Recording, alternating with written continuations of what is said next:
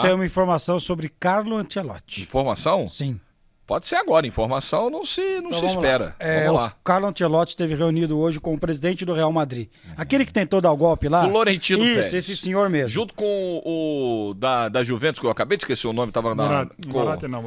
meu Deus do céu. O Agnelli. Que agora precisa cuidar da vida dele aí, porque o bicho vai pegar pra ele, hein? Vai pegar. Então a informação, vou dar o crédito, é do nosso colega José Calil. Grande Calil. Que está lá trabalhando José Calil, né? Sim. Tá trabalhando lá pela Rádio Transamérica, ele estava conversando com os companheiros da Espanha. A informação que chega é que o Ancelotti garantiu ao Florentino Pérez que fica até 2024, metade de 2024. Então acho que acabou o sonho. Moiou. A não ser que o Carlo Ancelotti seja um Vitor Pereira, que fale uma coisa e faça outra. Se ele não for um Vitor Pereira, ele fica lá até 2024. É verdade, até porque ele tem uma conta bancária até mais recheada que a do Vitor Pereira, imagina, mas deve não ser da minha conta. Deve ter mais caráter, né? Talvez sim. Ô, VSR, vamos começar a repercutir isso aqui, quero ouvir o Mauro também. Diga lá, VSR. Ô, VSR, então a informação... do José Calil, que está no Catar e que está conversando com jornalistas espanhóis, ela joga uma água gelada nessa história de Ancelotti, então, né?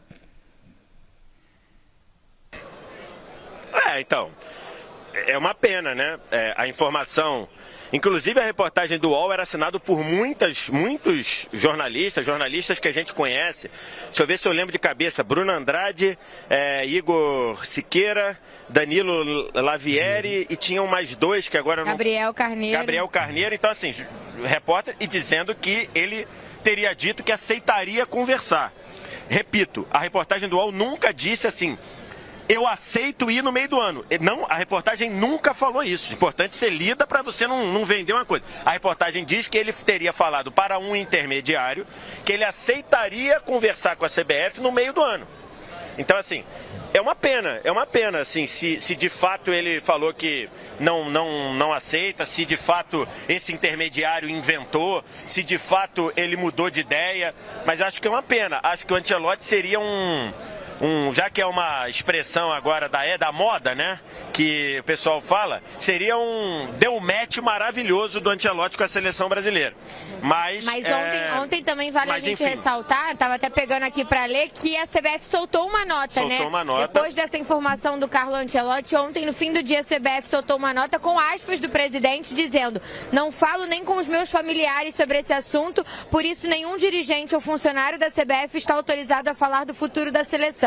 Quem falar sobre isso não estará dizendo a verdade, além de causar danos ao trabalho da imprensa e levar desinformação aos torcedores. Isso é um desrespeito. Todo o processo será feito com total isenção, tempo e estudos necessários, né? Então ontem foi uma nota que a CBF soltou e tem se manifestado toda vez que sai notícia envolvendo o nome de algum técnico, né? E o detalhe, né, Monique? Nessa nota, ele ratificou a reportagem que está no portal do Esporte Interativo, quando ele diz que, a decisão seria dele. Isso. E 2, quando ele diz até o fim de janeiro teremos novo técnico. Na nota oficial, porque isso foi um papo que a gente teve. Ele até reitera aqui, em nota divulgada no dia 17 de novembro, que vocês vão se lembrar, essa nota divulgada foi quando vieram as notícias do Pepe Guardiola e do Mano Menezes. Isso. E aí foi uma nota divulgada quando a gente ainda estava lá em Turim. E aí essa segunda nota diz, em nota divulgada no dia 17 de novembro, a posição oficial da CBF já havia sido informada. O anúncio do novo treinador e da comissão só será feito em janeiro de 2023,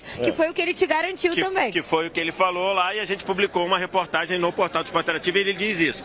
A decisão é minha, porque quem leva a pancada depois sou eu, e até o fim de janeiro sai. Porque, assim, eu imaginando que isso poderia acontecer, eu fiz exatamente a pergunta assim: presidente, vai ter o fim da temporada europeia? Existe alguma possibilidade de ficar com o interino para ver o balanço do mercado de treinadores no meio do ano? Ele falou assim: impossível, e falou a seguinte frase: não temos tempo a perder. Então, assim, tudo isso foi o que ele falou. Mas se o Ancelotti, mudou de ideia, 2, esse intermediário queimou a largada com o pessoal do UOL, eu acho que é péssimo, porque eu acho que o Ancelotti seria um excelente encaixe para treinar a seleção brasileira num ciclo.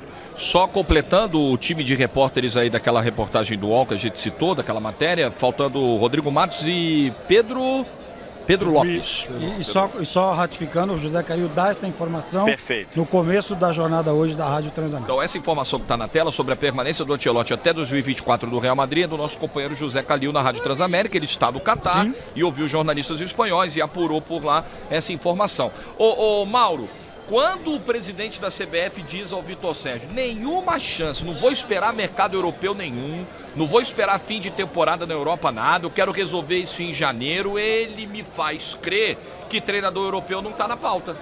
Porque ninguém, assim, a não ser que seja algum desempregado, alguém que, sei lá, alguém que de repente saia da Copa, ou Tuchel, ou sei lá, o Fernando Santos que não deve renovar lá com Portugal, alguém que agora esteja disponível no mercado, ou treinador brasileiro. Tem o técnico que estava comandando a Bélgica. O Abel Ferreira, exatamente. O treinador brasileiro, perdão, o treinador que está no futebol brasileiro, não necessariamente brasileiro. A Bélgica era comandada por um espanhol, né? Roberto Martínez. Que arrebentou com o Brasil, arrebentou não. Já são 9 treinadores da Copa que estão disponíveis no mercado. Olha como é legal isso aí, hein? Agora, de novo, assim como em 91 a gente teve um jogo em agosto de 91 em que o Brasil foi dirigido pelo treinador do Sub-20, Ernesto Paulo, assim como em 84, 3 jogos, inclusive importantes, até contra a própria Inglaterra, quando o Brasil perdeu por 2-0, o Brasil foi dirigido por um interino, um ótimo treinador, o Edu Coimbra, irmão mais velho do Zico. Assim como nas eliminatórias, o Candinho, que era da comissão demitida, o Candinho assumiu como interino, dirigiu a seleção do Luxemburgo para vencer Maracaibo e Venezuela. Dá para o Brasil ficar um tempo ainda sem treinador, né? Não estou dizendo que é o melhor exemplo. O próprio Marrocos assumiu o treinador em 31 de agosto. Né?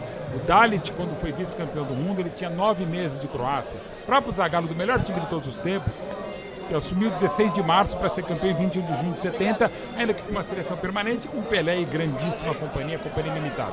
Não é o ideal, mas dá para você fazer isso. Não precisa anunciar agora. Mas ele disse ao Vitor Sérgio que não vai esperar. Não vai esperar, está fora de cogitação. Espera aí. A não ser que o Guardiola ligue e fala, tô aí, o Klopp fala, tô aí, não vão ligar. Claro que não. Ô Monique, essa história de jogadores brasileiros, ex-jogadores, a gente tem visto manifestações, o Rivaldo fez uma manifestação muito eloquente nesse sentido, de que não concorda, que acha até um desrespeito com os treinadores brasileiros, você cogitar um técnico estrangeiro na seleção Cafu brasileira. Também falou de brasileiro, né? Até que ponto você imagina que possa existir um movimento de jogadores, não só ex-jogadores, e se você tem alguma informação desse sentido, de algum desejo de trabalhar com o técnico brasileiro, tem muita gente falando, os caras querem o Fernando Diniz. Existe algum movimento rolando nesse sentido dos jogadores da seleção brasileira de tentarem opinar de alguma maneira, Monique?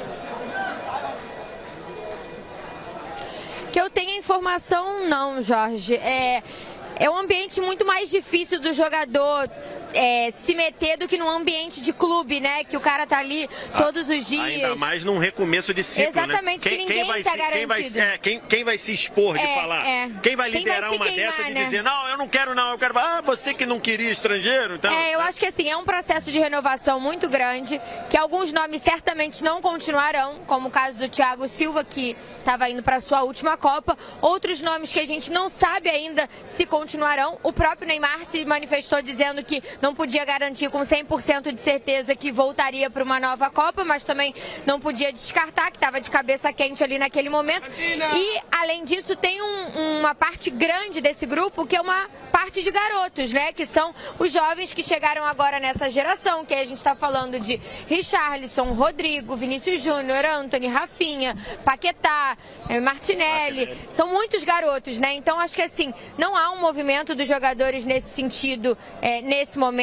Acho que se fosse um meio de ciclo, que um técnico cai para chegar outro, como caiu o Dunga e chegou o Tite, poderia até ter alguma relação, mas nesse caso de renovação de ciclo é muito difícil. E assim, a única coisa que a gente vê são manifestações dos jogadores a favor de treinadores ou opinando sobre nomes que surgem, né? E de fato, muitos jogadores têm um carinho pelo Fernando Diniz, ou acreditam que o Fernando Diniz poderia fazer um bom trabalho.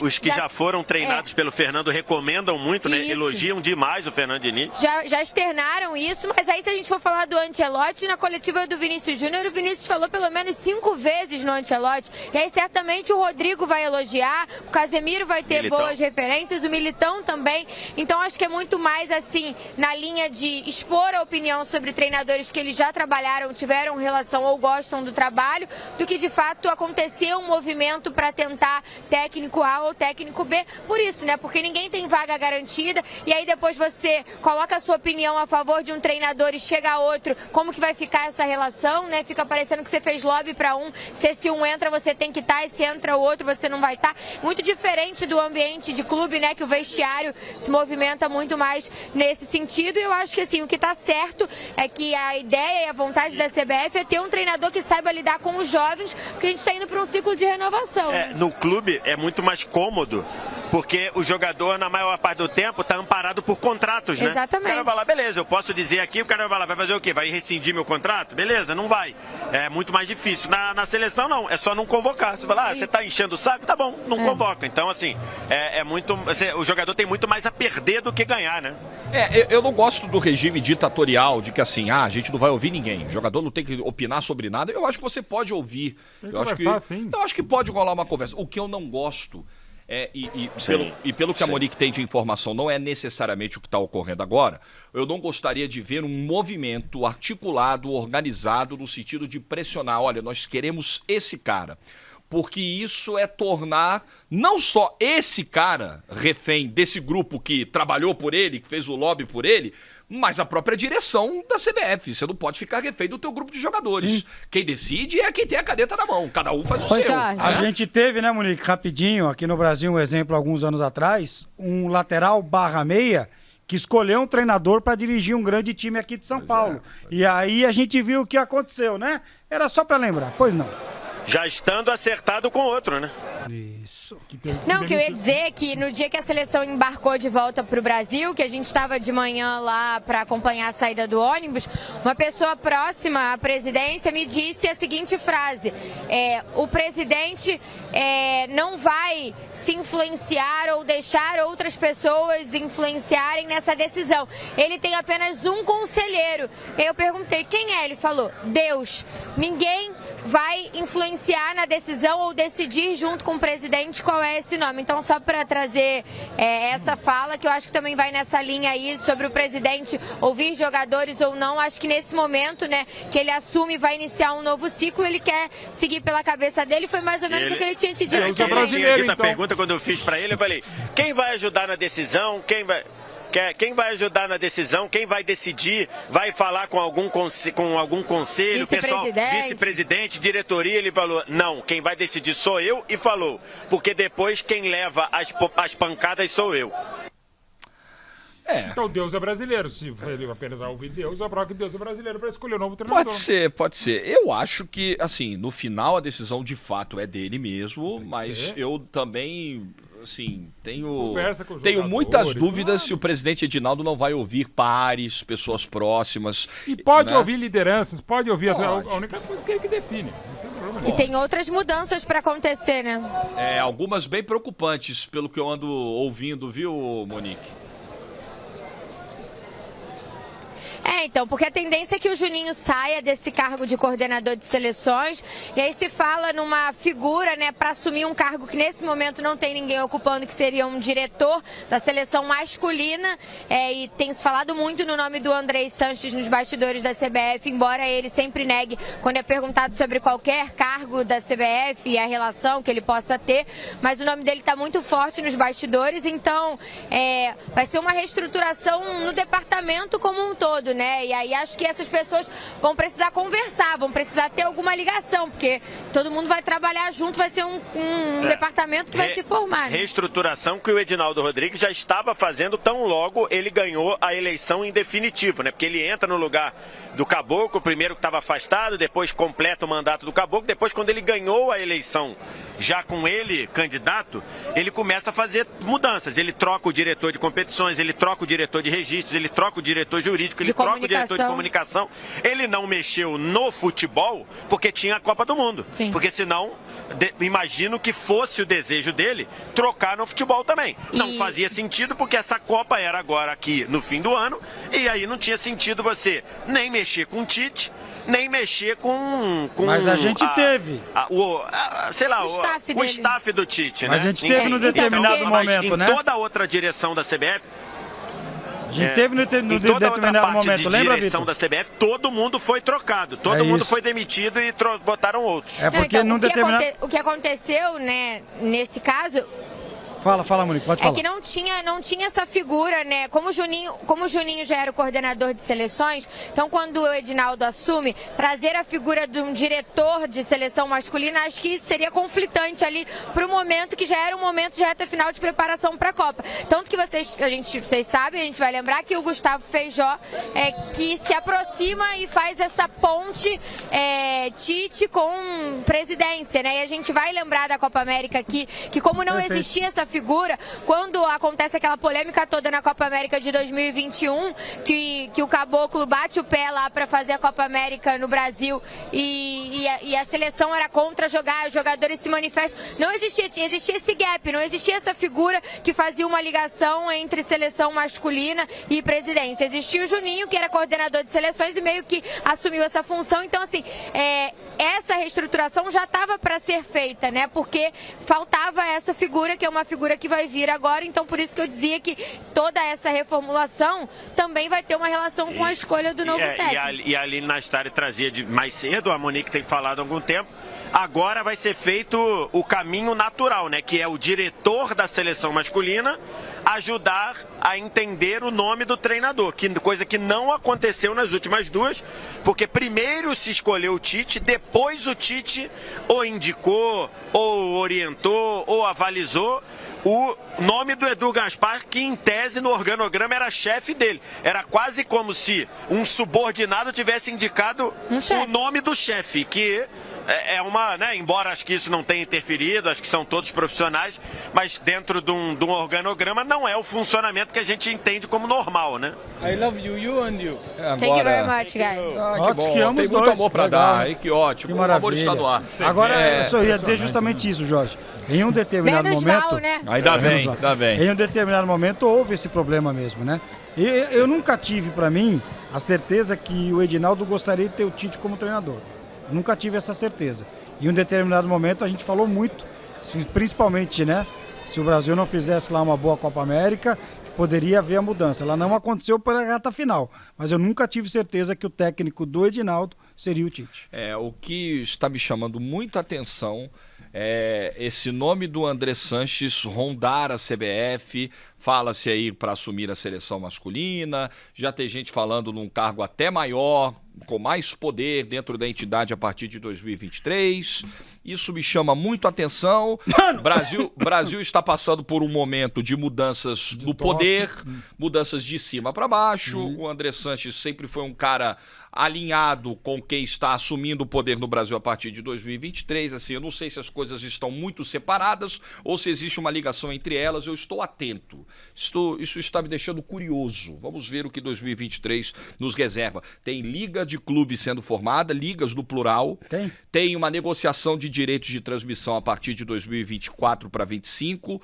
Lembremos do André Sanches e o papel fundamental que ele teve na mudança do modelo de comercialização de direitos de transmissão do Brasil, a mudança mais recente que a gente teve. Enfim, não sei se essas peças soltas montarão um quebra-cabeça ou se elas não estão interligadas entre si. Na teoria, mas eu estou atento. Mas na teoria, o André, se estiver na CBF, não vai ter nada a ver com a Liga. Na teoria.